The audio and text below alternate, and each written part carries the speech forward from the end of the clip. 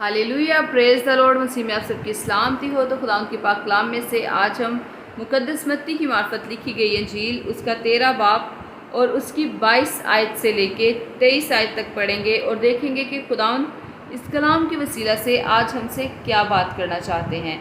तो खुदावन के पाक कलाम में यूँ लिखा है, और जो झाड़ियों में बोया गया ये वो है जो कलाम को सुनता है और दुनिया की फ़िक्र और दौलत का फ़रेब उस कलाम को दबा देता है और वो बेफल रह जाता है। और जो अच्छी ज़मीन में बोया गया ये वो है जो कलाम को सुनता और समझता है और फल भी लाता है। कोई 100 गुना फलता है, कोई 60 गुना, कोई 30 गुना। खुदा का पाक कलाम पढ़े जाने और सुने जाने पर खुदा की ख़ास बरकत आप सब पर हो। खुदा का शुक्र हो। आमीन। Hallelujah, praise the Lord. हमेशा शाद रहें, आबाद रहें और जैसे जैसे खुदावंद आपको तौफीक दे वैसे वैसे